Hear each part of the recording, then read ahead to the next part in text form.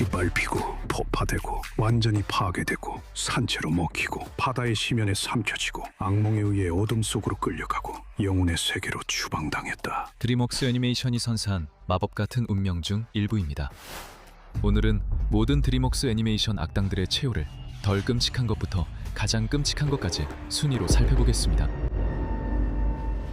드림웍스 악당 중 가장 덜 끔찍한 운명은 신바드, 일곱 대양의 전설 에리스입니다. 일부 악당들은 자신이 저지른 죄에서 벗어난 듯 보이기도 하죠. 그들은 실제로 테러를 저질러도 미미한 처벌만 받는 경우가 있습니다. 하지만 에리스는 달랐고 그녀에겐 정말 그런 일이 일어났습니다. 그리고 다행히도 난 가야 할 곳이 많아. 파괴할 것도 많고 훔칠 것도 많지. 폰돈의 여신을 벌주는 게 그렇게 쉽진 않겠지만 아무것도 배우지 않았다고 대놓고 인정하는 캐릭터를 보는 게 뭔가 기괴하게 웃기긴 해.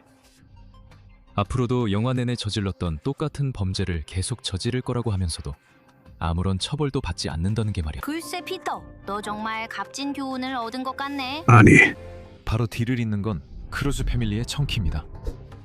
살인 미수범에서 애완동물로 변신하는 과정은 드림웍스 세계관에서 중요한데 청키가 그 예시입니다. 산막의 갈등으로 그와 그루그는 멸종을 피하려 함께 협력하며 적에서 눈 깜짝할 새 친구가 됩니다. 자신의 잘못된 행동을 통해 새로운 동료들을 얻게 되었으니 청키가 에리스보다 더 좋은 결말을 얻었다고도 할 수 있겠죠. 하지만 우리는 청키를 에리스보다 낮게 평가할 겁니다. 왜냐하면 청키는 정말로 아무런 처벌 없이 끝나도 될 만한 캐릭터였던 반면 에리스는 그렇지 않았기 때문이죠. 비슷한 맥락으로 트롤 월드 투어의 바보 여왕도 있습니다. 바보 여왕은 음악으로 세상을 지배하려 했지만 상당히 관대한 방식으로 갱생하죠. 그녀의 비전은 사실상 전 세계적인 문화 동화였어요. 다시 말해 그녀는 락 음악에 대한 사랑으로 세계를 강제로 하나로 만들고 싶어 했던 거죠. 그리고 나는 트롤들을 하나의 음악 아래에 통합할 거야. 우리의 음악! 이건 드림웍스 영화 중 가장 야심찬 계획 중 하나야. 영화가 끝난 후 그녀가 가벼운 처벌만 받고 더 나은 사람으로 변해 포피와 트롤들과 친구가 된 건 의미가 커. 우정의 힘이라는 분위기는 트롤즈 세계관과 잘 어울리지만 바브는 여전히 쉽게 넘어갔어. 이 하위 카테고리를 마무리하는 건 악명 높은 샤크테일의 돈 리노야. 좋아하든 싫어하든 샤크테일에 대해 모두 동의할 점이 있어. 돈 리노는 그렇게 나쁜 사람이 아니야. 물론 그는 모두가 두려워하는 마피아 보스이고 약한 바다 생물들을 잡아먹기도 하지만 나는 그에 대해 모두 알고 싶어. 어디 사는지, 자는지, 아가미를 튕기는지도 궁금해. 샤크 슬레이어가 누구야? 알겠어. 나는 그가 그렇게 나쁘지 않다고 했고 적어도 가족은 진심으로 사랑한다고 했어. 어떻게 더 말해야 할지 모르겠어, 레니. 보면 죽이고 먹는 거야. 끝. 고마워. 레니가 채식주의자라고 무시하더라도 영화의 결말에서는 아들에게 사과하고 있는 그대로의 레니를 받아들여. 그가 겪은 최악은 세차장에서 간접적으로 맞은 것과 복수심에 찬 새우들에게 얼굴을 몇 분간 갉아먹힌 거야. 돈 리노가 낮은 순위에 있는 이유는 처벌이 아니지만 아들 프랭키를 잊는 고통을 겪었기 때문이야. 하지만 그는 많은 친구를 사귀고 소중한 교훈도 얻었지. 사실 그는 오스카보다 더 나은 성장 과정을 겪었을 수도 있어. 이건 다음에 얘기하고 지금은 자신의 잘못에 대해 어느 정도 대가를 치른 캐릭터들로 넘어가자. 이제부터는 엄밀히 말하면 처벌을 받은 악당들이야. 이 부문에서 첫 번째는 홈의 전 캡틴 스맥이야. 부부족은 문제를 피하는 데 특화된 외계 종족으로 알려져 있어. 천재족이야. 여기서는 절대 우리를 못 찾을 거야. 고마워. 정말 공감돼. 그리고 그가 거슬리는 것도 한때 사랑받던 캡틴 스맥도 마찬가지야. 아니, 아직도 사랑받는 전 리더라고 해야겠지. 스맥은 사람들의 문제를 마주할 생각도 없는 겁쟁이로 드러나 왕좌에서 끌려 내려왔어. 스스로 겁쟁이라 말한 건 좀 이상하지만 어쨌든 그렇다. 영화 마지막에 그는 부부들과 달에서 파티를 해. 선장이 아님을 받아들이긴 힘들었지만 여전히 많은 부부들과 달에서 파티를 즐길 만큼 사랑받아. 결국 그는 교훈을 얻었거나 적어도 DJ 하는 법은 배운 것 같다. 그래, 정말 마음에 들어. 어쨌든 그에게는 좋은 일이야. 다음은 터보의 가이가녀로 덜 성공한 칙 힉스 같은 인물이야. 한때 사랑받던 레이서였고 터보의 우상이었지. 그는 경쟁자를 짓밟기 위해 어떤 일이든 서슴지 않았고 터보와 다른 인간 레이서들의 생명도 위험하게 했어. 인디 500에서 달팽이에게 진 남자가 되지 않으려 했던 거지. 결국 그는 인디 500에서 달팽이에게 진 남자, 그리고 저지른 피해로 레이싱에서 영구 제명되고 체포됐을 것으로 보이는 인물로 알려졌다. 캡틴 언더팬츠의 프로페서 푸피 팬츠가 다음이야. 아무도 이름 바꿀 수 있다는 걸 안 알려줬나? 꼭 그렇진 않아. 미안한데 이렇게 빨리 몰입을 깨서 좀 그렇지만 솔직히 말해서 이 사람은 아이의 웃음 능력을 지울 수 있는 기계를 발명할 정도로 똑똑하고 그걸 실제로 만들 수 있을 만큼 부자인데 조지랑 해롤드가 제안해주기 전까지 한 번도 이름을 바꿀 생각을 안 했다는 거잖아. 그게 진짜 웃기다. 이 사람 개그맨 해야겠는데? 선생님, 그러니까 당신의 전체 이름이 Darius Poopy Pants Esquire라는 말씀이신가요? 아하, 맞아요. 그가 벌을 탈 수 있을 만큼 아주 작아졌다가 다시 정상 크기로 돌아온다면 말이죠.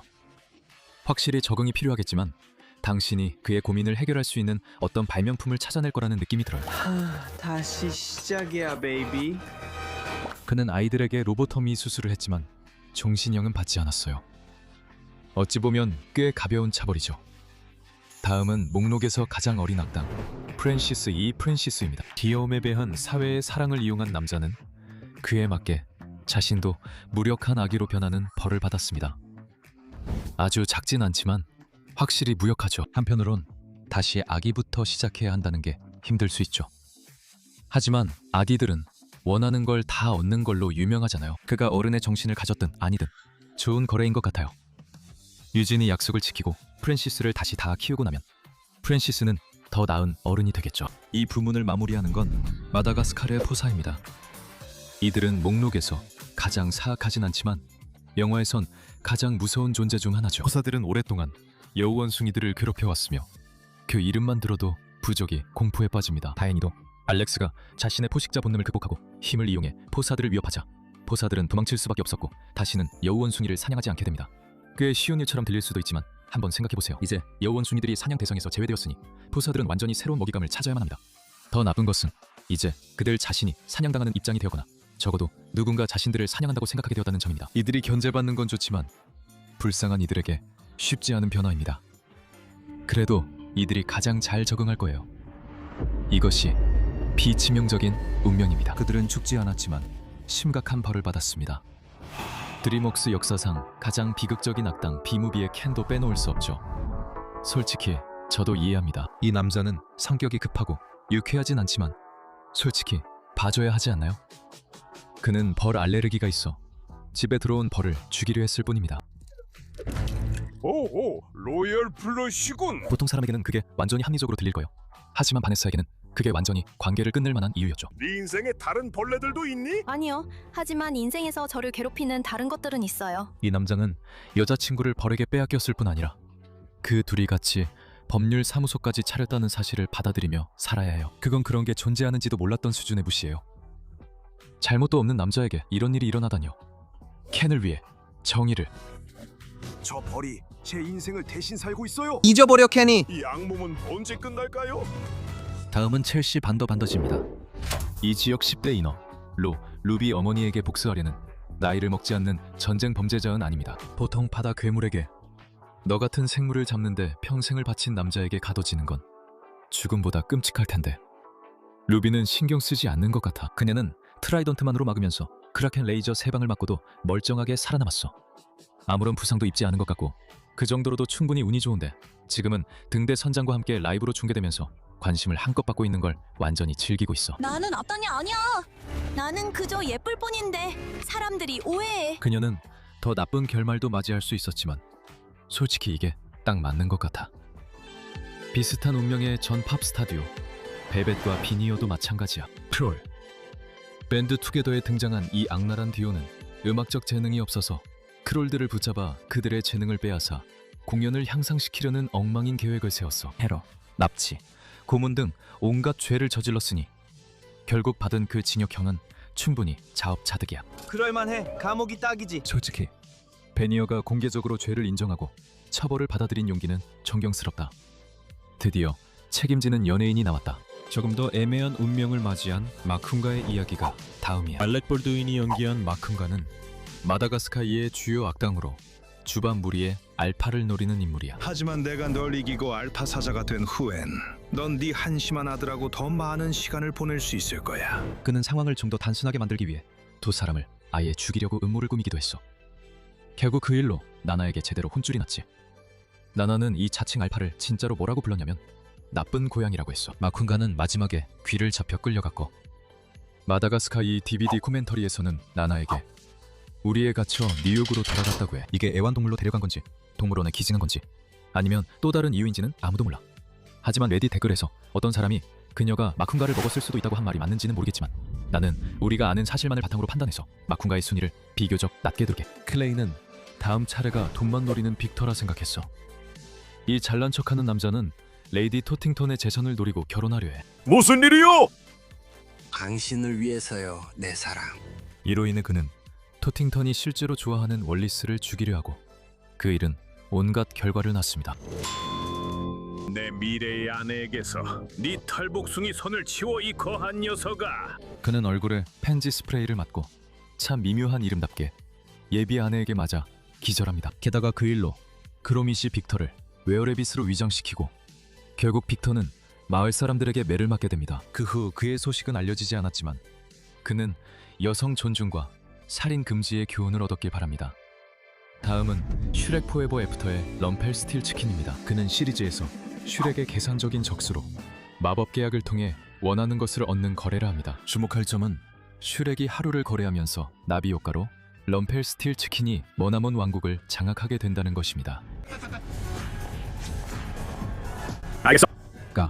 럼펠 스틸 치킨이 자신의 목표를 거의 달성을 뻔했지만 슈렉과 피오나의 진정한 사랑의 키스로 계약이 깨지고 결국 럼펠의 운명에 대해 알려진 것은 그가 감옥에 갇혀 있다는 사실뿐입니다. 또 다른 모호한 운명을 지닌 인물로 미스터 피바디와 샤먼의 미스 그루니온이 있습니다. 말하는 계획에서 샤먼의 양육권을 빼앗으려는 그녀의 시도는 아마도 큰 법적 처벌로 이어지지는 않았겠지만 그녀는 좀 더 독특한 방식으로 업보를 받게 됩니다. 본의 아니게 시간의 균열에 빨려들어가 트로이 병사들 무리에게 보내지게 되죠. 이리 와요. 경사. 그녀는 기술적으로 어느 정도 자유를 얻었을지도 모르지만 한번 생각해보세요. 그루니온이 알고 있는 모든 것과 모든 사람들은 이제 그녀로부터 수십 년이나 떨어져 있고 다시 만날 뚜렷한 방법도 없습니다. 처벌이 너무 가혹하고 앞으로도 더 나빠질 거예요. 부활절 토끼나 이빨 요정도 없고 메가마인드 타이탄을 더 낮은 순위에 둘 수도 없어요. 농담인데 저 부활절 토끼 실제로 본 적 있어요. 꽤 멋졌어요. 타이탄도 배울 점이 있을 거예요. 저는 주로 범죄자들 소리만 듣거든요. 간신 나쁜 짓 안 했죠? 아마 영화 역사상 가장 상징적인 인쇄 악당일 것입니다. 타이탄은 록산네에게 거절당한 뒤 영웅 배신, 최악의 방법으로 슈퍼빌런이 됩니다. 넌 나랑 함께 있어야 해. 정신적으로 불안정한 어른아이임을 증명한 타이탄은 결국 메가마인드에게 패배하고 그렇게 재미있게 사용하던 힘도 잃게 됩니다. 아이러니하게도 메가마인드가 있었던 바로 그 감옥에 갇히게 됩니다. 그래도 평생은 아니더라도 수십 년은 감옥에 있어야 할 텐데도 그는 여전히 멋진 춤 실력을 뽐내며 행복해 보입니다. 어떻게 그럴 수 있지? 정말 타락한 어른아이군. 다음은 마다가스카 3 유럽의 지명 수배범에 나오는 샹텔 디 디부아입니다. 이 모나코 출신 동물 통제 대장은 나라에서 가장 위험한 박멸자로 알려져 있습니다. 아마도 동물을 죽이는 것 다음으로 좋아하는 취미가 수집이기 때문일 겁니다. 뭘 수집하냐고요? 한번 맞춰보세요. 거짓말쟁이. 결국 그녀의 사디스트적 성향은 동물들에 의해 제지됩니다. 모르트가 마취총을 쏘고 동물들이 그녀와 부하들을 상자에 가둬 마다가스카르로 보냅니다. 그녀는 생존 모드에 들어가려 합니다. 다행히 동료들이 있어 혼자 고생하지는 않겠지만 동료들이 배신하지 않는다는 보장은 없네요. 그 부분은 깊이 생각하지 않았어요. 동물 사냥꾼에서 진짜 동물로. 다음은 마말레이드 교수입니다. 그는 두 얼굴을 가진 기니피그로 세상에서 가장 이타적으로 보이는 걸 자랑스러워했습니다. 그는 교활한 악당으로 역사상 가장 교묘한 강도 사건을 계획했습니다. 여러 자선단체에 기부한다며 수백만 달러를 모아놓고는 돈이 도착하자마자 여러 기니피그를 세뇌해 돈을 훔치게 했습니다. 그는 비뚤어진 인물이라 그의 최후가 안타깝지 않습니다. 이 목록에서 가장 통쾌한 결말 중 하나입니다. 그가 자부심을 가졌던 모든 소유물이 있던 저택이 눈앞에서 폭파되었습니다.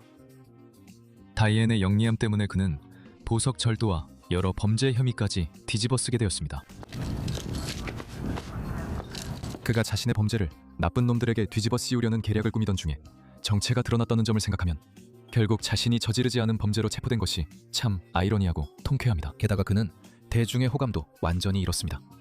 그에게는 견딜 수 없는 벌이죠. 곰 얘기가 나와서 다음은 오버 더 헤지의 빈센트입니다. 솔직히 빈센트가 살아남았다는 사실 자체가 기적이나 다름없죠. 해미의 도움으로 빈센트는 제압당하고 정부가 금지한 무기인 디펠터 터보의 강력한 레이저에 맞게 됩니다. 이 무기는 위성도 파괴할 수 있습니다. 디폴터 터보 준비해. 많은 따가움을 준비해. 그가 어떻게든 그걸 견뎠을 수도 있지만 폭발이 오래 지속된 걸 보면 엄청난 고통을 참아냈다는 건 확실해. 게다가 머리카락도 많이 빠졌을 거야. 우린 순위를 더 낮게 매길 수도 있었지만 영화, 사건 뒤 로키 산맥에 풀려나 새 출발할 거야. 괴롭힘을 하지 말라는 교훈도 얻었길 바란다. 이제 듀얼 엔트리가 등장한다. 잭과 질, 장화시는 고양이에서 나온 캐릭터들이야. 이들은 그레이트 테러에게 밟히고도 살아남았지만 솔직히 운이 좋았어. 하지만 크게 다쳐 전신 깁스를 하고 오랫동안 활동하지 못할 거야. 이제 그들의 아기돼지들이 부모를 돌봐야 한다니 생각해봐. 이런 상황에서는 아이들이 가장 고통스럽지.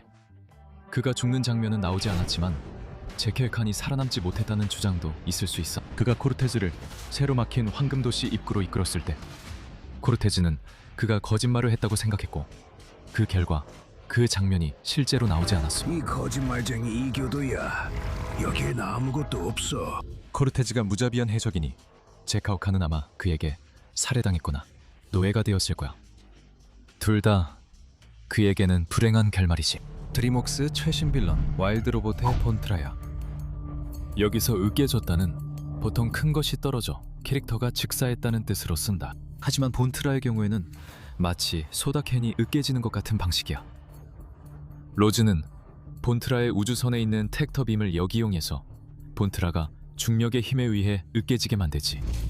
우리는 그냥 계속 허락할게. 본트라는 로봇이기 때문에 그녀가 수리될 수 있거나 최소한 그녀의 의식이 다른 무언가로 옮겨질 수 있다고 생각하는 것도 무리는 아니야. 로봇이라는 또 다른 장점은 본드라가 신체적인 고통을 느끼지 않는다는 거야.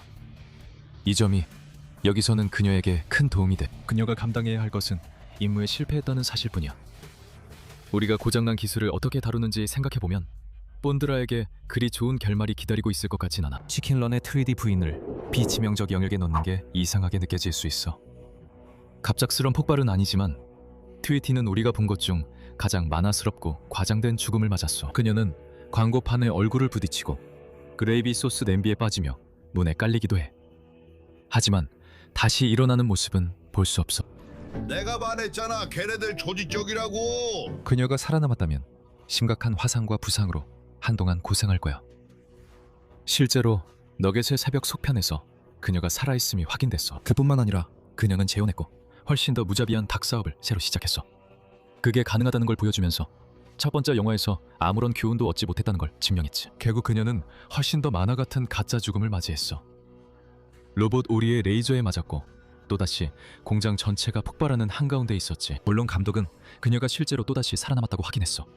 즉, 그녀는 비록 자업자득이긴 하지만 치명적일 뻔한 심각한 부상을 2번이나 겪어야 했다는 뜻이지. 비치명적인 결말을 맞이한 캐릭터 중 마지막은 프러시더웨이의 두꺼비야.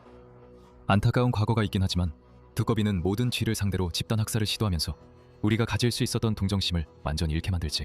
아마 네가 잊었나 본데 나를 낙원에서 쫓아낸 건 바로 쥐였어. 제발 그 끈 달린 스크랩북은 다시 꺼내지 마.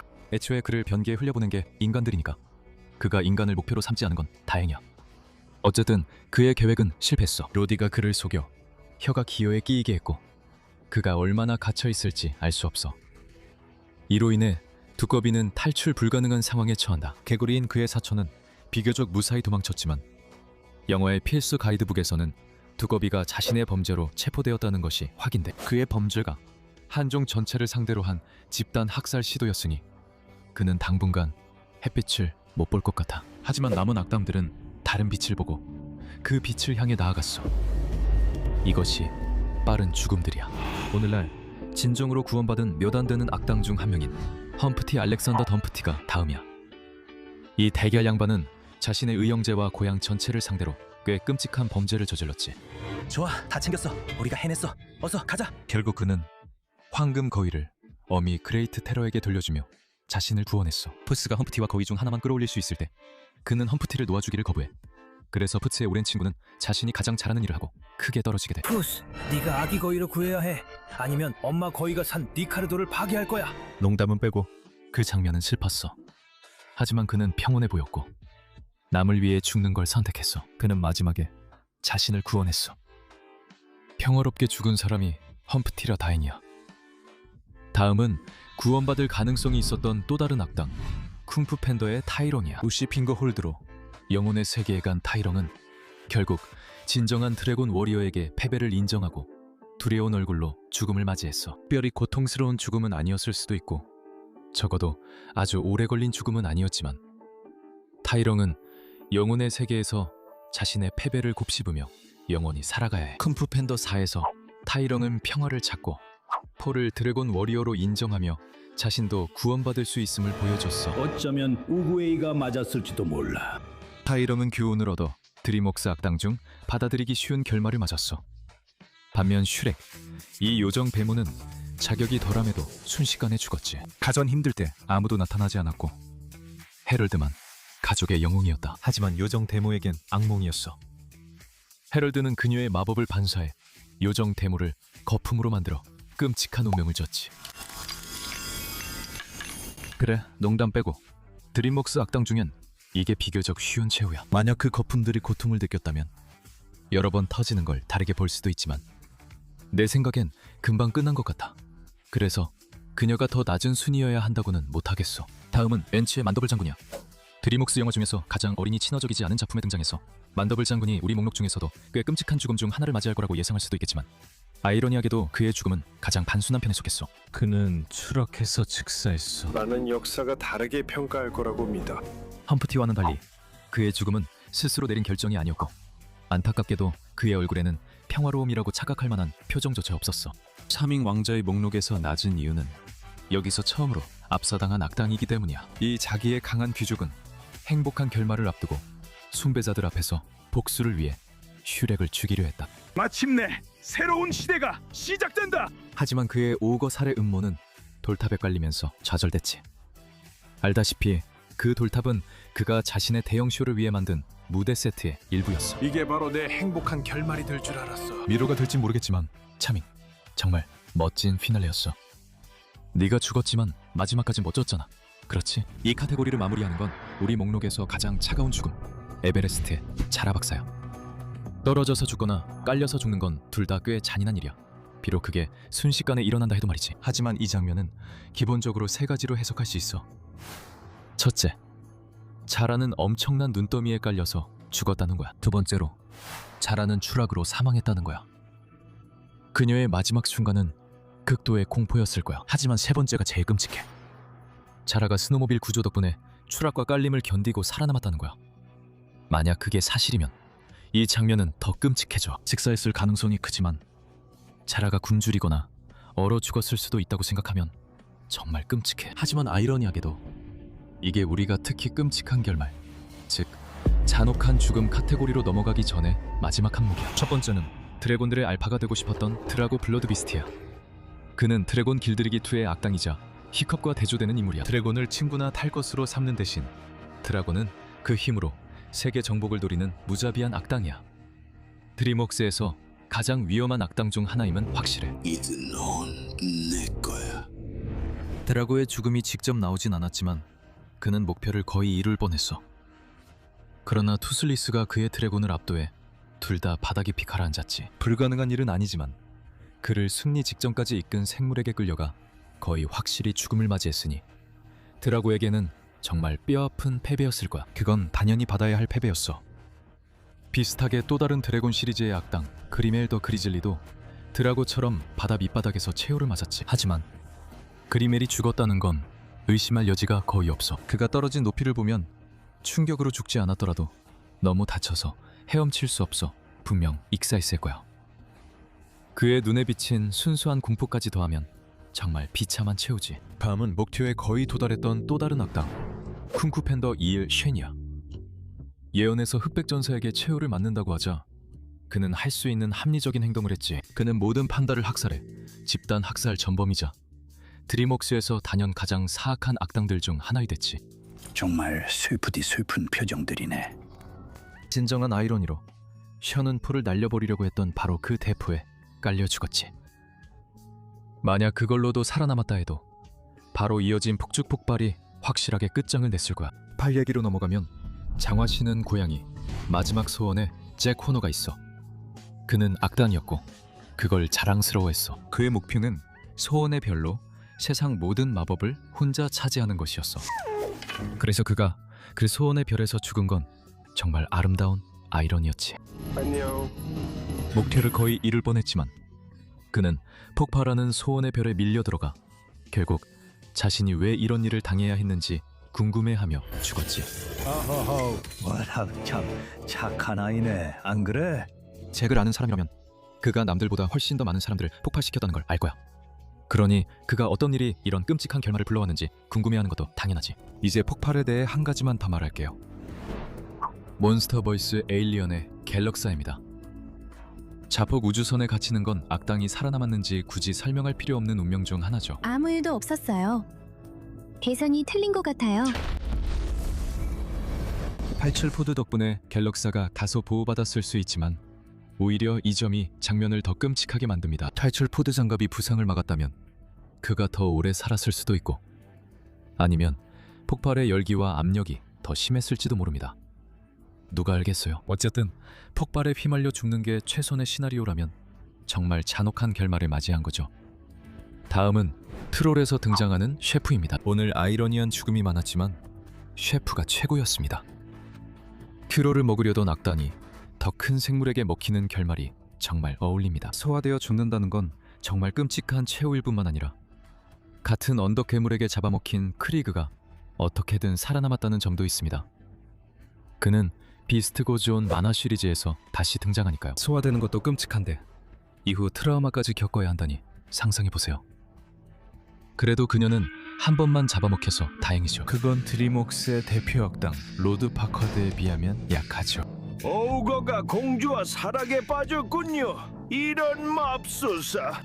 그가 실수로 슈렉과 피오나의 로맨스 사이에 끼어들었다가 결국 배고픈 드래곤의 뱃속에 들어가게 됩니다. 그것만으로도 충분히 나쁜데 자신이 원하던 왕이 되기 직전이었단 사실은 말할 것도 없죠. 하지만 슈렉 4D에서 파카드의 유령은 죽은 뒤에도 슈렉에게 복수하고 피오나와 결혼하려고 하죠. 곧 너와 나는 영원히 함께하게 될 거야. 아이러니하게도 그는 또다시 드래곤에게 잡아먹혀 최후를 맞이합니다.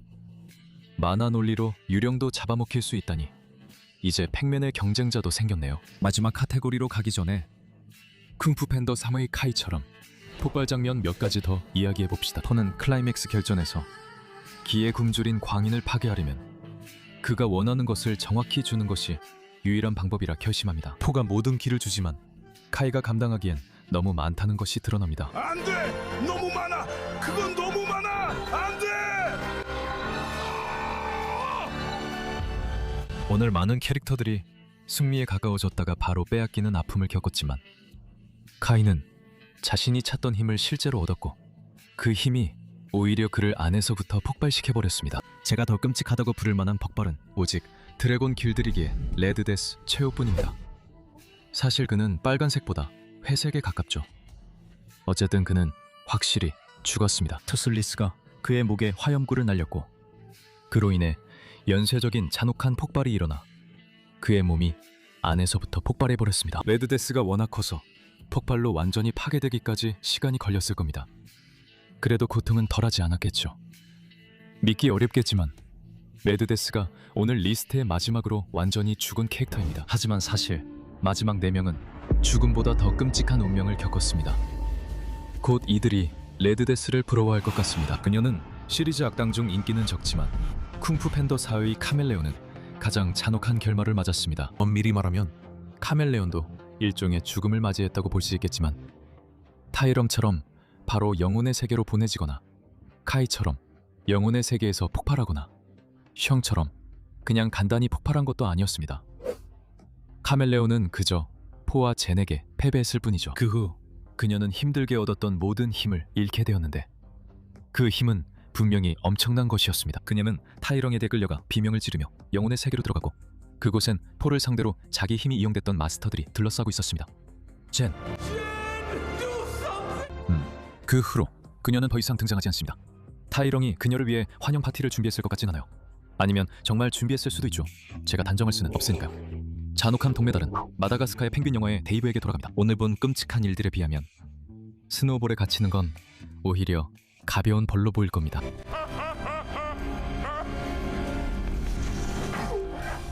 뭐라고요?